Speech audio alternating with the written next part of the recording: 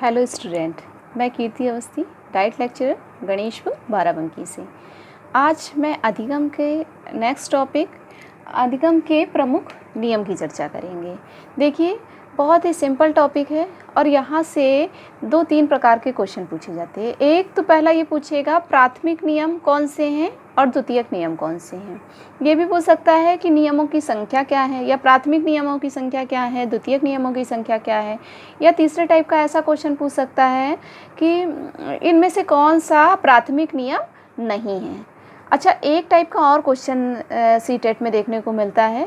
यहाँ पर जैसे ये पूछता है कि क्लासरूम में जाते ही आप सबसे पहले किस प्रकार के नियम का उपयोग करेंगे, या ऐसे पूछ लिया कि सामाजिक विज्ञान को पढ़ाने के लिए आप किस नियमों का उपयोग करेंगे, या आप गणित विषय को पढ़ाने के लिए किस नियम को सबसे ज़्यादा प्राथमिकता देंगे। तो इन सब के लिए हमें प्राथमिक और गौण नियमों की जानकारी होनी चाहिए। देखिए, अधिगम के प्रमुख नियम के प्रवर्तक कौन है, किसने दिए हैं? थॉर्नडाइक ने। अमेरिका के थॉर्नडाइक मनोवैज्ञानिक ने अधिगम के नियम दिए हैं। इसमें से पहला प्राइमरी जो लॉ कहलाते हैं, प्राथमिक नियम कहते हैं जिनको, तो ये या प्रमुख नियम कहते हैं। ये कितने हैं? 3। ये ज़रूर नोट कर लीजिएगा, 3 प्रमुख नियम हैं और 5 गौण नियम या सेकेंडरी लॉज कहलाते हैं। तो जो प्राइमरीज लॉ हैं यानी प्रमुख नियम, उसमें है पहला नियम तत्परता का नियम। तत्परता का नियम, इसे लॉ ऑफ रेडियंस भी कहते हैं। अच्छा, तत्परता क्या है? तत्परता का मतलब ही होता है प्रेरणा, यानी अभिप्रेरित करना। देखिए, जब कक्षा में कोई टीचर जाता है तो उसको सबसे पहले अपने जो है विषय को पढ़ाने से पहले या अपने पाठ को पढ़ाने से पहले छात्रों को मोटिवेट कर लेना चाहिए। जितना ज़्यादा आंतरिक प्रेरणा लगेगी किसी भी चीज़ को सीखने के लिए, हम उतने ज़्यादा तत्पर हो जाएंगे। तो तत्परता का नियम प्रेरणा का नियम है। इसे इच्छा शक्ति या संकल्प शक्ति का नियम भी कहते हैं। देखिए, एक बार राजस्थान टेट में ऐसा जो है क्वेश्चन आया कि एक घोड़ा जो है, घोड़े का मालिक है, वो जो है घोड़े को तालाब के किनारे ले जाता है, लेकिन जो है घोड़ा पानी नहीं पीता। इसका मतलब क्या है, या किस नियम की ओर इंडिकेट कर रहा है? तो यह नियम है इच्छा शक्ति या तत्परता का नियम, यानी कि वह पानी पीने के लिए तत्पर नहीं है। तो घोड़े का मालिक उसको ज़बरदस्ती तालाब के पास ले भी जा रहा है तो भी पानी नहीं पी रहा है। अच्छा, दूसरे दिन इसी जो है उदाहरण को और आगे बढ़ाया है कि दूसरे दिन उसका मालिक तालाब के किनारे से ले जा रहा था, लेकिन घोड़े ने ज़बरदस्ती रस्सी छुड़ा ली और तालाब से आकर के पानी पी लिया।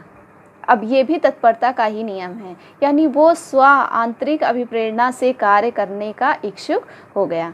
अच्छा, सिंपल लैंग्वेज में, ये तो वहाँ का उदाहरण था, उसको मैंने प्रस्तुत किया। सिंपल लैंग्वेज में अगर कहें तो तत्परता का नियम ये बताता है कि यदि हम कुछ सीखना चाहते हैं तो उसको हम सीख सकते हैं। यदि हम किसी भी कार्य को सीखने की इच्छा नहीं रखते हैं, तत्पर नहीं होते हैं, तो कोई भी कितना भी अच्छा टीचर हो, कितना भी अच्छा ज्ञानवान व्यक्ति बैठा दिया जाए, आप उस कार्य को नहीं सीख सकते हैं। तो सीखने के लिए सबसे ज़्यादा ज़रूरी है वो है मोटिवेशन, यानी कि पहले हमें किसी भी पाठ को पढ़ाने से पहले या किसी भी चीज़ को सीखने या सिखाने से पहले व्यक्ति की तत्परता को जागृत कर देना चाहिए। जितना ज़्यादा तत्परता लगेगी, व्यक्ति सीखने के लिए उतना ज़्यादा प्रेरित हो जाएगा, है ना। तो इसको प्रेरणा भी कह सकते हैं, ये प्रेरणा से जुड़ा हुआ नियम है। अच्छा, दूसरा नियम क्या है? अभ्यास का नियम, सभी को पता है, लॉ ऑफ एक्सरसाइज। कहते ना, करत करत अभ्यास जड़मति हो जान, है ना। तो यानी कि आपकी IQ लेवल क्या है, आपका ज्ञान क्या है, आप जो है कितना पाठ्यक्रम पहले जो है कंप्लीट कर चुके हैं या कुछ भी नहीं पढ़ा गया है, इसका कोई मतलब नहीं है। जब तक कि आप कॉन्टिन्यूअस किसी कार्य को नहीं करते रहते हैं। अगर आप कॉन्टिन्यूअस किसी कार्य को करते रहते हैं तो उसमें कुशलता आ जाती है, कौशल प्राप्त हो जाता है, यानी आप उस कार्य को करना सीख जाते हैं, जल्दी सीख जाते हैं, है ना। तो ये एक्सरसाइज का नियम बताता है कि हम जितना ज़्यादा बार किसी कार्य को रिपीट करेंगे, हमें वह कार्य उतना ज़्यादा अच्छी तरीके से आ जाएगा। तो यह किस पे बल देता है? रट कर सीखने पर, रटने पर बल देता है ना। इसके 2 उपनियम भी हैं। कौन कौन से? एक है उपयोग का नियम, जिसको उपयोग या प्रयोग का नियम करते हैं कि हम कई सारी चीज़ों को प्रयोग कर करके सीख लेते हैं। जो है जैसे कि ये कह सकते हैं कि अगर हम सुलेख लिखना चाह रहे हैं तो कभी अच्छा अक्षर बनाने का अगर हम बार बार प्रयास करेंगे तो वैसे ही हमसे अच्छा बनने लग जाएगा। और दूसरा है अनुपयोग का नियम, अनुपयोग का नियम। अच्छा, अनुप्रयोग डिसयूज़ क्या है? डिसयूज़ है कि हम कई सारी बुरी आदतों को ऐसे करना छोड़ सकते हैं, जैसे कि कभी कभी हमारी लैंग्वेज में कुछ शब्द हो जाते हैं जो कि इंक्लूड हो जाते हैं, हम ज़्यादा यूज करते हैं तो कभी कभी जो है सबके सामने वो चीज़ें निकल जाती हैं। लेकिन जब हम प्रयास करते हैं, बार बार प्रयास करते हैं कि उस शब्द को ना बोलें, तो वो फिर धीरे धीरे हमारी आदत से निकल जाता है ना। तो ये है डिसयूज़ का नियम, यानी कि यूज का नियम और डिसयूज का नियम। जिस चीज़ों को हम ज़्यादा करेंगे वो हमारे लिए यूज टू हो जाएंगी, उसकी आदत हो जाएगी, अभ्यास हो जाएगा। और जिन चीज़ों को हम बार बार करने से अपने आप को रोकेंगे, उपयोग नहीं करेंगे, तो धीरे धीरे वो चीज़ें हमारे मस्तिष्क से फॉरगेट हो जाएंगी और हम उसको करने की हमें आदत नहीं पड़ेगी। तो यह नियम क्या बताता है? आपका अभ्यास का नियम। फिर उसके बाद है तीसरा नियम, प्रभाव का नियम, लॉ ऑफ इफेक्ट। अच्छा, प्रभाव का नियम क्या है? आत्मिक संतोष पर बल देता है। तो इसे संतोष असंतोष का नियम भी कहते हैं, संतोष या असंतोष का नियम भी है। देखिए, ऐसे जो है किसी कार्य को करने पर अगर अच्छे रिजल्ट मिल रहे हों, जब आप मेरे वीडियो को लाइक करते हैं तो मुझे, या कोई कमेंट करते हैं तो बड़ा अच्छा लगता है, एक एनर्जी मिलती है कि नहीं और इस क्षेत्र में काम करना चाहिए। और कभी आप जो है ऐसा कुछ करिए जिससे प्रशंसा के बजाय अपयश मिले, तो व्यक्ति उस कार्य को नहीं करना चाहेगा। मान लीजिए कि एक छोटा बालक है, आपने उससे कुछ कहा और उस काम को उसने कर दिया, आपने उससे कहा वेरी गुड। अब उसे बड़ा अच्छा लगा कि नहीं, आज तो वेरी गुड कहा गया, मेरे लिए बहुत अच्छी तारीफ़ की गई। तो जब दोबारा आप उस काम को करेंगे तो वो बालक दौड़ के करेगा। उसके बजाय किसी बालक ने कुछ किया और आपने कुछ भी रिस्पॉन्स नहीं दिया, तो बालक को फिर उत्साह नहीं होगा और वह दोबारा जब आप उस कार्य को करेंगे तो मन आएगा तो कर देगा, नहीं मन आएगा तो नहीं करेगा। तो ये है इफ़ेक्ट कि आप जिस कार्य को करने के लिए जो है उत्साहवर्धन या संतोष, आत्मिक संतुष्टि की प्राप्ति होती है, उस कार्य को हम करने के लिए तत्पर भी हो जाएंगे, अभ्यास भी करेंगे और उस कार्य को जो है हम जल्दी सीख जाते हैं। जिस कार्य को करने से असंतोष मिलता है, अपयश मिलता है, उस कार्य को हम नहीं करेंगे। ये थे 3 मुख्य नियम जो कि अमेरिका के मनोवैज्ञानिक थॉर्नडाइक ने बताए थे। देखिए, फिर अधिगम के गौड़ नियम, इन्हें उपनियम, द्वितीयक नियम भी कहे जाते हैं। ये नियम जो है प्रमुख नियम के बाद आए और ये इन नियमों की संख्या 5 है ना। इसमें से एक नियम है बहु प्रतिक्रिया का नियम, बहु प्रतिक्रिया का नियम। अच्छा, बहु प्रतिक्रिया क्या है?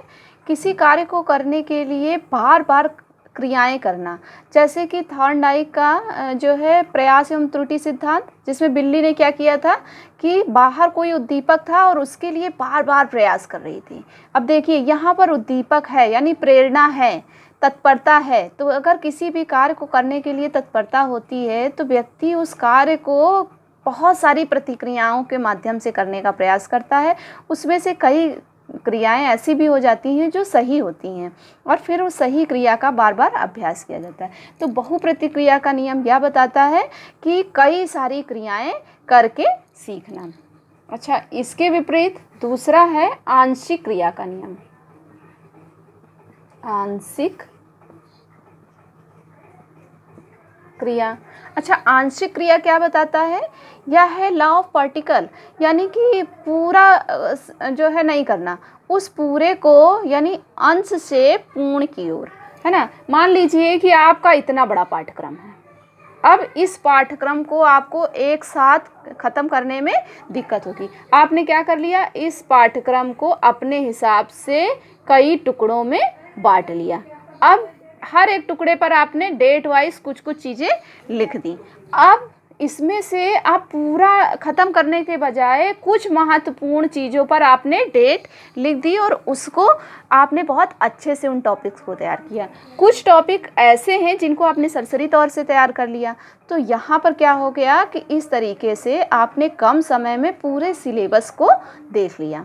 तो जो है यह क्या कहलाएगा? आंशिक क्रिया, यानी कि किसी बड़ी चीज़ को छोटी छोटी क्रियाओं में बांट करके फिर उसे प्राप्त करना आंशिक क्रिया नियम है। अच्छा, उसके बाद है थर्ड, मनोवृत्ति का नियम। मनोवृत्ति, एप्टीट्यूड, यानी यहाँ पर फिर वही बात आ गई है ना कि एप्टीट्यूड क्या है कि आप किस सोच, किस विचार के साथ किसी कार्य को करते हैं। अगर आपका एटीट्यूड पॉजिटिव है तो आप उस चीज़ को शीघ्रता से सीख लेंगे। अगर आप निराशावादी हैं तो उसको प्राप्त करने में आपको बहुत कठिनाई होगी। आप सोचेंगे कि कैसे, ये तो असंभव है, इसको कैसे अचीव किया जा सकता है। लेकिन अगर पॉजिटिव एटीट्यूड है तो आप उस चीज़ को प्राप्त कर सकते हैं। फिर उसके बाद है आत्मीकरण का नियम।